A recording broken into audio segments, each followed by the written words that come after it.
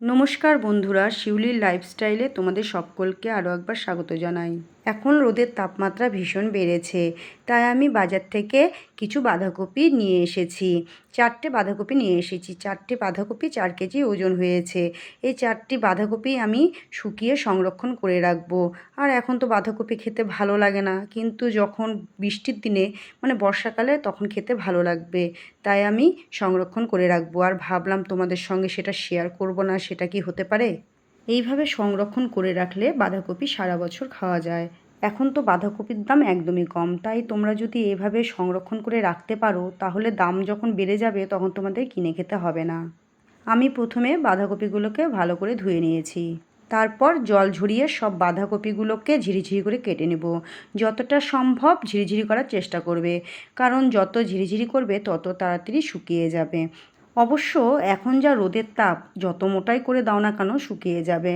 তবুও যতটা সম্ভব ঝিরিঝিরি করে কাটারই চেষ্টা করবে।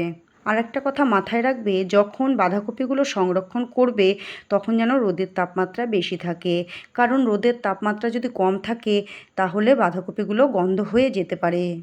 আমার এখন বাঁধাকপিগুলো কাটা হয়ে গেছে। আমি এখন ছাদে চলে যাচ্ছি। ছাদে গিয়ে আমি এখন বাঁধাকপিগুলো শুকোতে দেবো।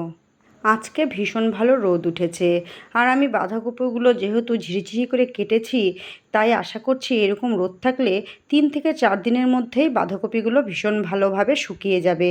তাই আমি বাঁধাকপিগুলোকে ছড়িয়ে ছড়িয়ে দিচ্ছি। যত পাতলা করে দেওয়া যাবে তত তাড়াতাড়ি শুকিয়ে যাবে। দ্বিতীয় দিন দেখো বাঁধাকপিগুলো প্রায় অনেকটাই শুকিয়ে গেছে। তৃতীয় দিন দেখো আমার বাঁধাকপিগুলো এই পর্যায়ে এসেছে। এখন চাইলে বাঁধাকপিগুলো রোদে না দিলেও হবে, কিন্তু আমি আরও একদিন বাঁধাকপিগুলো রোদে দেবো, কারণ যেহেতু এটি সংরক্ষণ করে রাখবো তাই ভালোভাবে শুকিয়ে রাখবো।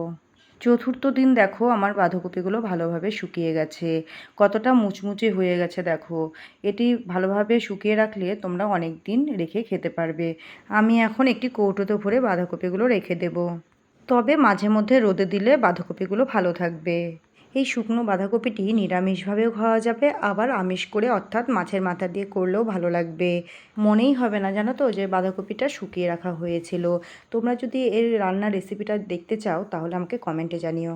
আমার 4 কেজি বাঁধাকপি শুকিয়ে দেখো কতটা হয়ে গেছে, কৌটোও ভরলো না। যাই হোক, এই বাঁধাকপিগুলোই অনেক দিন খাওয়া যাবে। যেহেতু বাঁধাকপিগুলো শুকনো তাই রান্না করার সময় অল্প একটু বাঁধাকপি নিলেই অনেকটা হয়ে যাবে।